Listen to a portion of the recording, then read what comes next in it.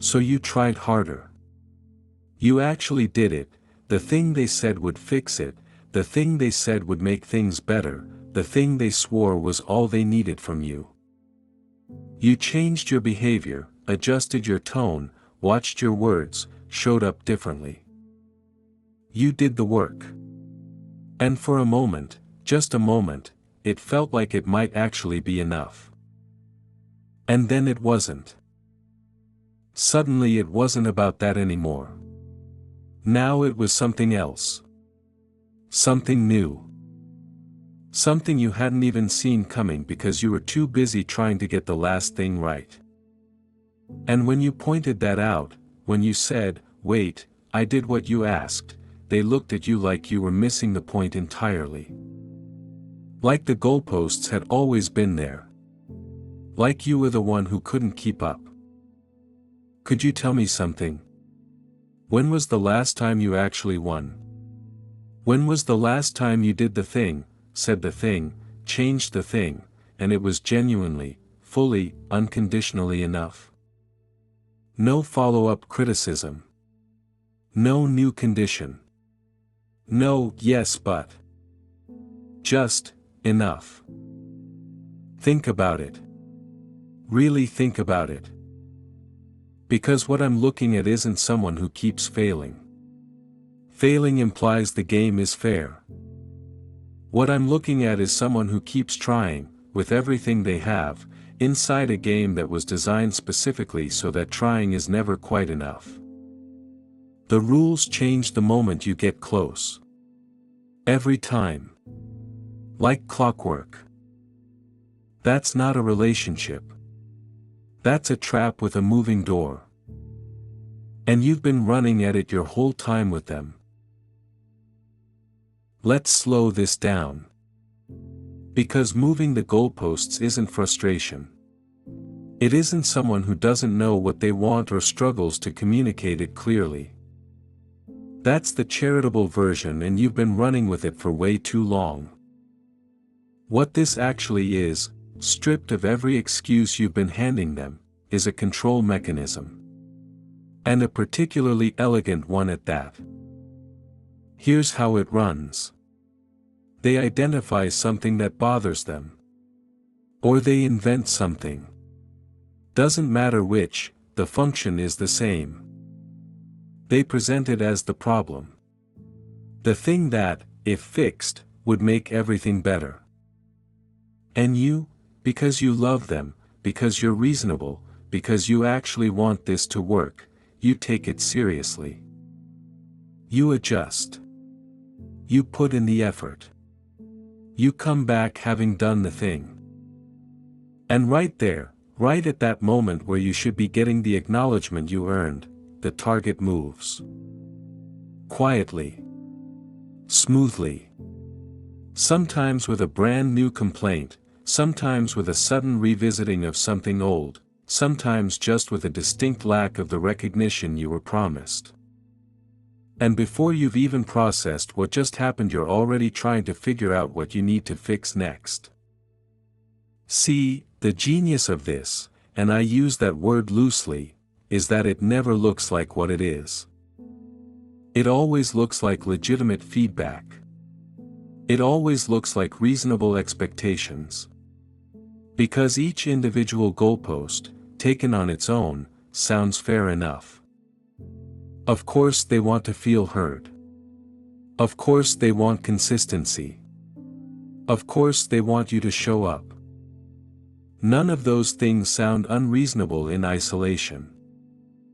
It's only when you zoom out, when you look at the full picture of how many times you've hit the target and still somehow missed, that the pattern becomes impossible to ignore.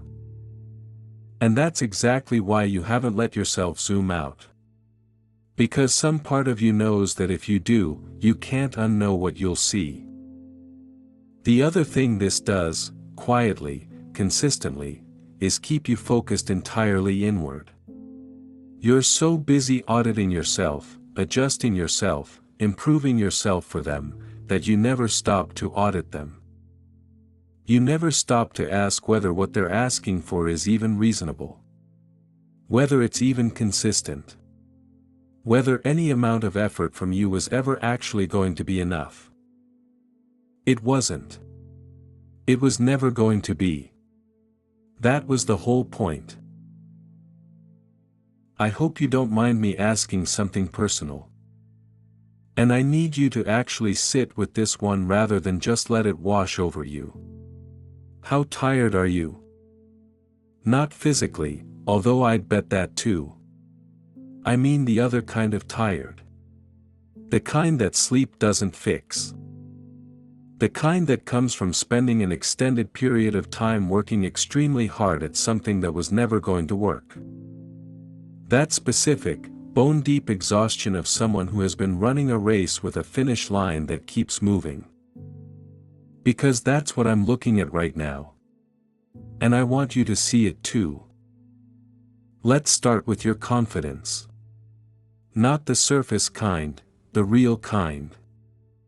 The kind that tells you that your efforts mean something, that your progress is real, that you are capable of getting things right.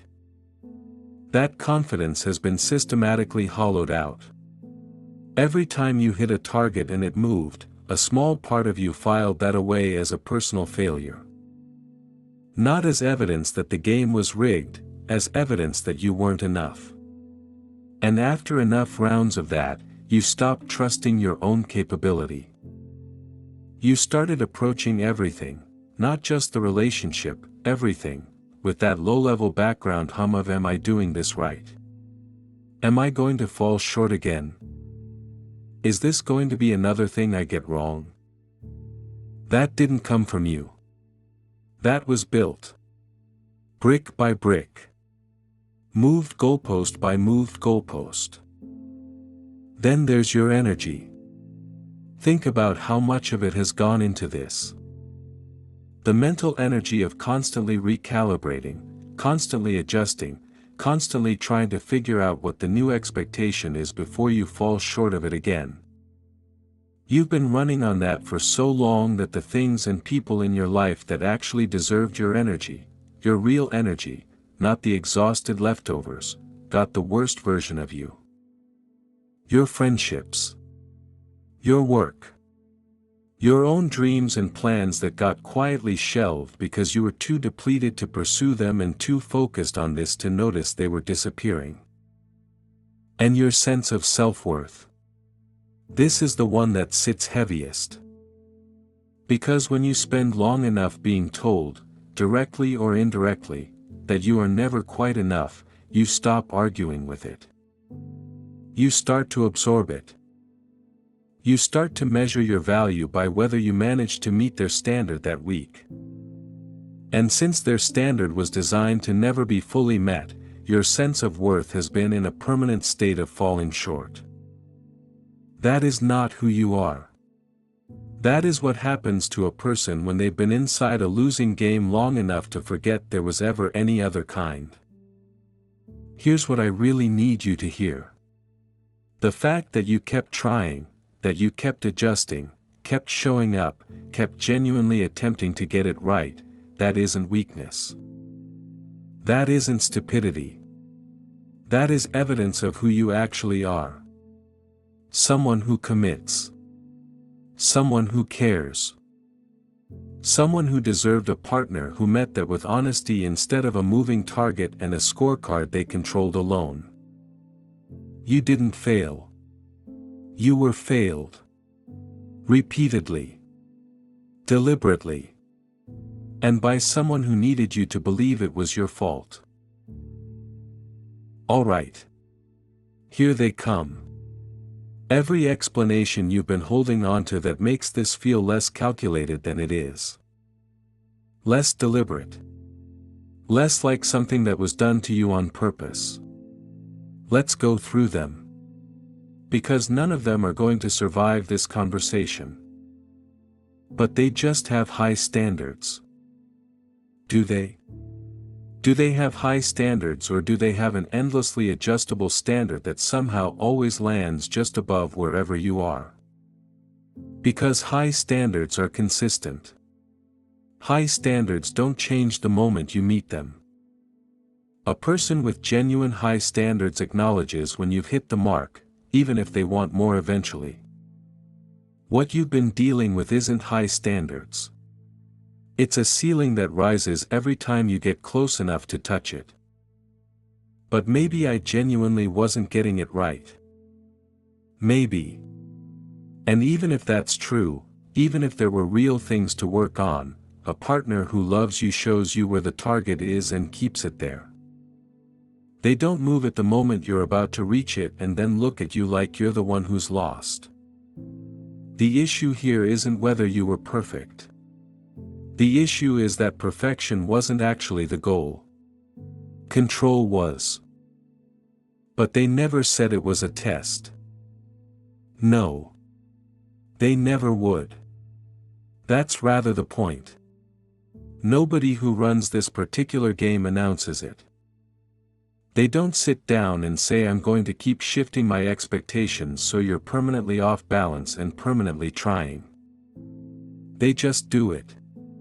Quietly. Consistently.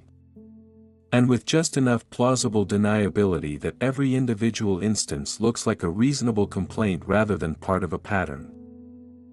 But they do the same with themselves. They're hard on everyone. Interesting. So it's just their personality.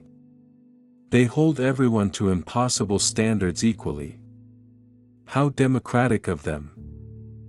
Except, funny thing, the person carrying the weight of those standards, the person losing sleep over them, the person whose confidence has been quietly dismantled by them, that's you. Not everyone. You. And if you look carefully at who actually suffers inside this dynamic and who remains completely comfortable, that answer should tell you everything. But if I just communicate better, maybe they'd be clearer about what they want. You've communicated. More than you should have had to. And every time you did, the conversation ended with a new expectation or an old one quietly reframed. Communication requires two people operating in good faith. And good faith left this relationship a long time ago. You didn't miss the target. The target was never meant to be hit. Right. Let's get to it. You've been trying. God, you've been trying. And I need you to actually hear that, not as a consolation, not as a pat on the back, as evidence. Because the amount of effort you've put into this relationship is not the behavior of someone who doesn't care, who doesn't show up, who isn't willing to do the work. It's the behavior of someone who was handed an impossible standard and kept running at it anyway because they genuinely believed that trying harder was the answer. It wasn't the answer. Because trying harder was never the point. So here's where you are right now. You know what this is. You know the target was never fixed. You know the rules were never fair. You know that no version of you, not a better communicating, more patient, more understanding, more flexible version, was ever going to be enough. Because enough was never the destination. Keeping you just short of it was. And knowing that changes things. Or it should. Because you can't unknow it now. You can't go back to genuinely believing that one more adjustment, one more conversation, one more honest attempt is going to be the one that finally lands. That door is closed. And it was closed long before you got here. So the question sitting in front of you right now is a simple one. Not easy, simple. Do you keep running at a finish line that will always be just out of reach? Do you keep handing your energy, your confidence, your sense of self-worth to someone who has shown you, clearly, repeatedly, without exception, that they will always find a way to move it? Or do you stop? Plant your feet. And decide that the only game worth playing from here is the one where you set the rules. You were never failing. You were being failed. And there is a difference that changes everything.